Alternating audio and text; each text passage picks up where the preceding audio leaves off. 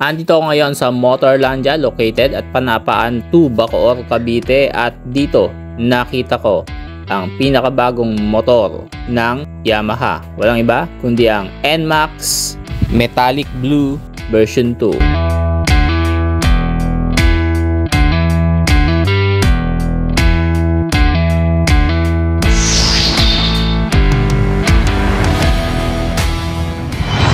Boss Motovlog.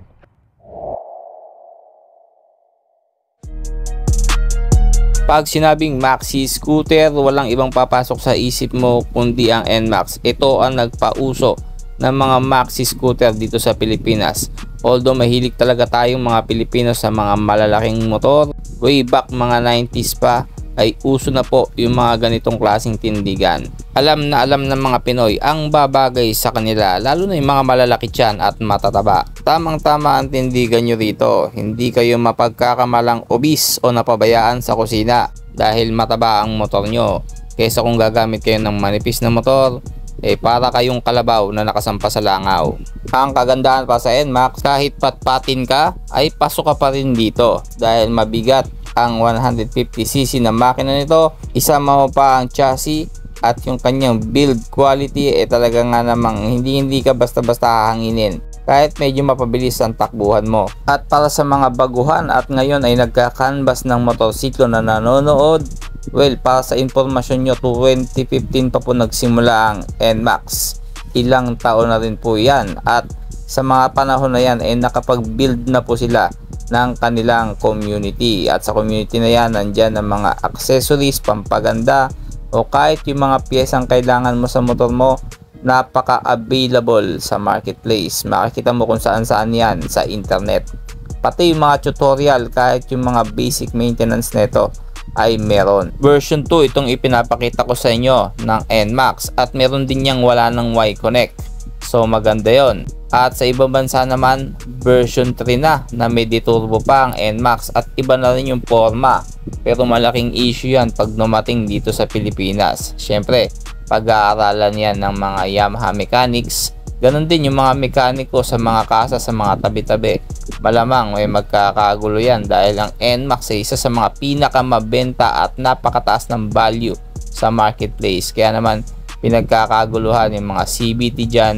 At paano nila itotono yan? Siyempre gagawa ng mga modification. Alam mo naman, pag dinala sa Pilipinas ang isang motorsiklo, hubad yan.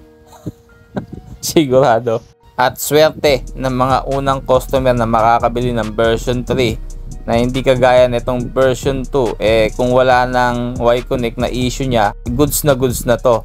Pero kung darating man ang deturbo, malamang swerte ka na ikaw ang unang kukuha nun, dahil ikaw rin ang unang mapagtetestingan pag nasira o may masira. Wag naman sana, no? So syempre mahirap na. Ganyan ang thinking talaga natin. Kahit ako mismo, hindi ako kumukuha ng motor na hindi ko sigurado. Lalo na kung ang pera na ipambibili mo dyan talagang pinaghirapan mo at mahalaga para sa'yo yung sentimo na gagastusin mo sa motor mo. Pero syempre, sa mga may budget at may pera naman talagang pambili at pampagawa, well, hindi issue yan. Ang concern lang natin, yung mga kagaya natin na tipong kung hindi maghuhulugan, hindi makakakuha ng motor. Kaya naman isasuggest ko sa inyo na ngayon pa lang kumuha na kayo ng NMAX bago ma-phase out itong version 2 na ito. Dahil pag dumating ang Lexi bago ang NMAX version 3, baka Lexi muna yung lumabas. Sana all. Unti-unti na rin mawala itong version 2. So, the best pa rin talaga yung mga naunang version ng NMAX, no? Walang masyadong problema at issue.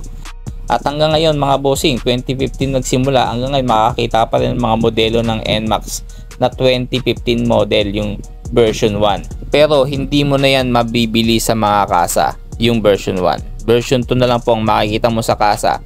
Kumbaga yung version 1, sa kalsada mo na lang makikita yan, saka sa impounding area. Well, kung tutusin, maganda naman talaga ang idea ng Yamaha na magkaroon ng CVT na wala ng bola. Dahil bago ito kung tutusin sa mundo ng mga motorsiklo, kahit yung mga Honda at Kawasaki at ang Suzuki wala pang ganitong klaseng teknolohiya. Pagdating sa mga small displacement na scooter, Yamaha pa lang po ang kaunahan nito at sumubok na magkaroon ng ganitong klaseng inobasyon pagdating sa mga CVT. Hindi natin nakalain na may i-improve pa pala ang isang conventional na CVT gaya nitong CVT ng NMAX Turbo na wala na po siyang bola. Sa unang tingin talagang nakaka-amaze na syempre hindi ka na magme-maintenance ng bola mo. So less maintenance, less gastos. Pero dapat tingnan din natin ang downside nito. Kung mawala na siyang bola, more on electronics na to. At ito ay may dalawang riding modes.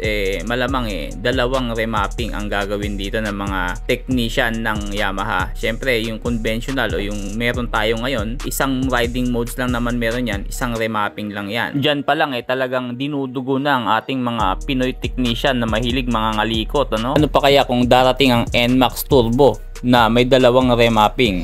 Dahil alam niyo naman sa lugar natin sa Pilipinas, bahain dito.